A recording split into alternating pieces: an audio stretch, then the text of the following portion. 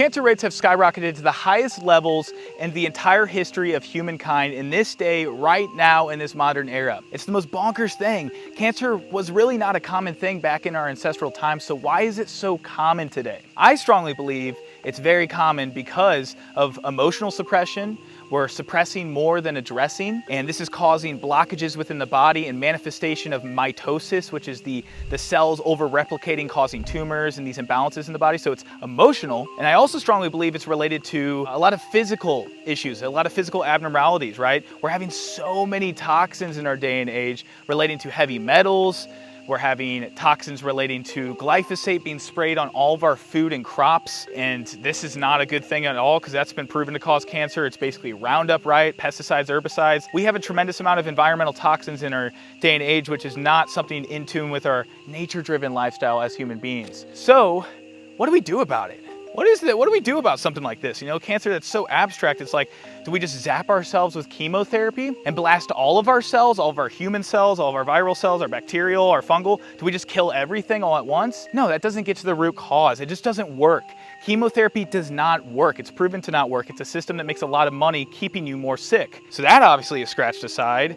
Do we take medications that are made by a synthetic petrochemical industry? I'm not doing that if I get cancer. What are you gonna do? Maybe you don't know what you're gonna do. That's why you're watching this video. So in this video, we're gonna talk about natural ways that you can get rid of cancer or perhaps prevent cancer in the future. It's very simple, easy stuff I'm gonna go through here today that just comes on a whim to help you out when it comes to working through some type of this cancer-causing state, because we don't need to live with cancer. We don't need to have it manifest. It all starts with addressing emotional and physical areas in our body and mind. So let's jump into it and get into the natural living and vitality.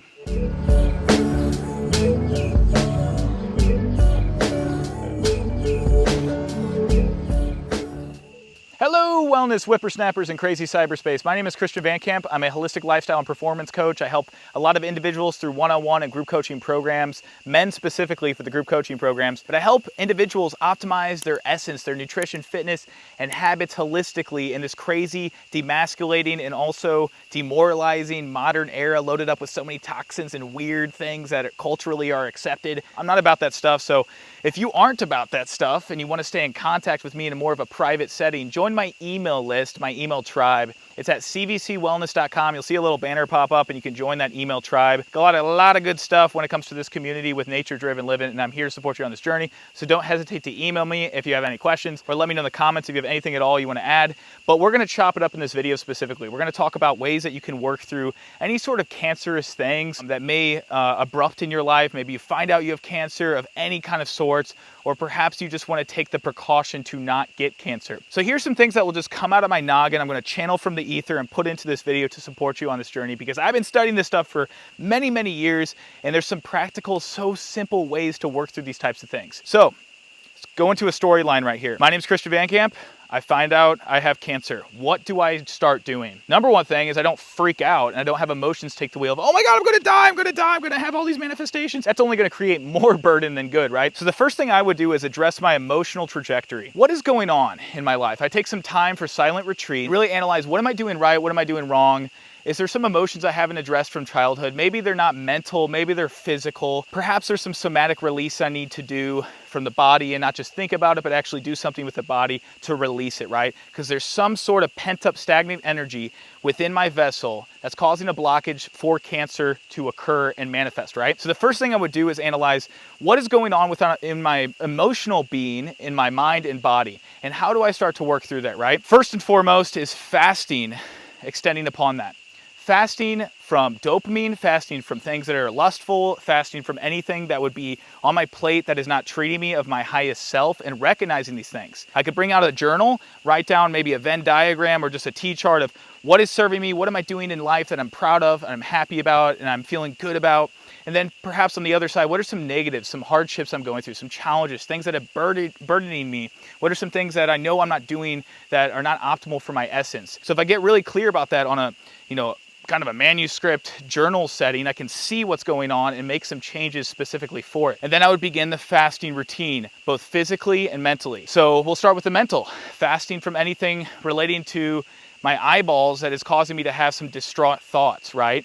This could be related to relationships that aren't serving me. Okay, let's just weed those out for a little bit that are causing some intensity and focus on myself and my energy aura, right? So I can rebuild this. And also going back to the mental part of it is I can start thinking about what in my body and my chakra system is feeling stagnant, right? Is it my root? Is it my sacral? Is it going up to my heart, my solar plexus area? Perhaps it's related to my throat. I'm not speaking my truth enough, or maybe I'm speaking too much.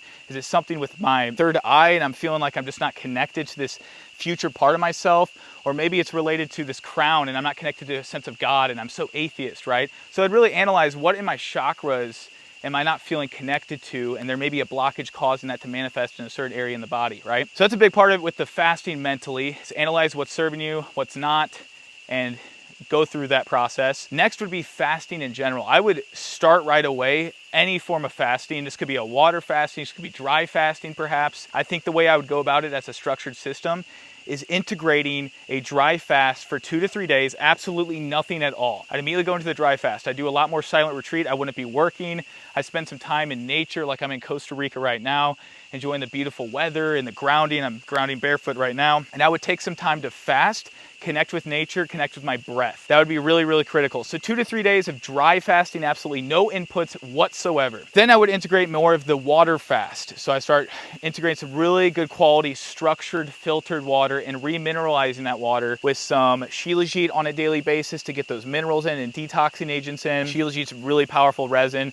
That's mined from the Himalayan mountains. I take it every day anyways, but taking that during the fast can amp up those detox processes. I would also take some other type of binders related to zeolite and some other things to get rid of what may be clogged in my physical system and cleansing that out with some good quality structured filtered water. I would start integrating some salt, some good quality clean salt like Celtic or Redmond salt, or some type of impurity free salt. So getting some of that in on a daily basis, maybe 2 teaspoons a day of that with some good quality water and getting that in the body. I would add some lemon to this on this water fast and any sort of herbs that can stimulate some of these processes as well. So this could be things like basil, this could be some rosemary, or maybe some other anti-cancer herbs relating to, let me know in the comments some herbs that you think would be really good for a fast that you can integrate, some fresh herbs. I think that would be a great way to stimulate some of these detox processes. So I do a water fast for 7 days, most likely 5 to 7 days if I found out about this. Now, some things I've done some research on recently that are really cool is this stuff called AHCC. AHCC. It's a really interesting extract from shiitake mushroom that's been shown in a multitude of studies to help anguish and remove cancerous cells. Really, really cool stuff. So AHCC is something I would order up right away and taking like 3 grams of it every day to really go through some of this cancer stuff in the body and just remove a lot of that. So stimulating it through some medicinal mushrooms can help out, like shiitake, or it could be chaga, any of those incredible mushrooms, medicinal mushrooms out there. So that would be a good part of the fast, to start doing some of these things that I can integrate to amp up detox pathways, some herbs, like eating lemon, maybe even throw in a little bit of garlic. That can help because garlic has allicin in it, A-L-L-I-C-I-N. Allicin has been shown to help out with removing a lot of these cancerous materials as well. So taking chopped garlic, 2-3 cloves a day can help out. Things like this is a great way to go when it comes to removing this stuff. We got a motorcycle guy coming up, look at this. Hey, there we go, there we go.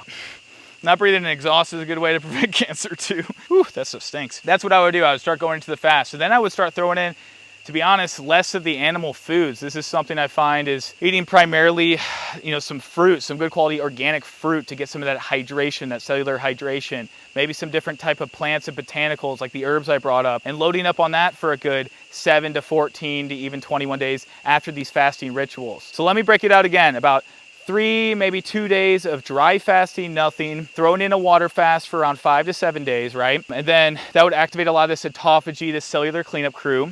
Some of these minerals, the shilajit, some of these AHCC, things like that I would throw in there. And then I'd go more of this kind of plant-based fruit eating diet, really good quality, easy to digest plants and fruit for maybe 7 to 21 days. And then integrate a little bit of this liver and nose to tail eating, bone broths, and getting those types of light, easy to digest foods in to help out with grounding the effects I went through with the light fasting. And I think if I did something like that for a period of time, that would help out a ton when it comes to removing some of these cancer cells and getting them out of the body. I also would take a lot of time getting outside and soaking up as much sun as possible that is necessary, direct sunlight. Sunlight is super healing, it's super powerful for our circadian clock, and also removing a lot of junk in the body through the activation of melanin, which is basically our tanning color.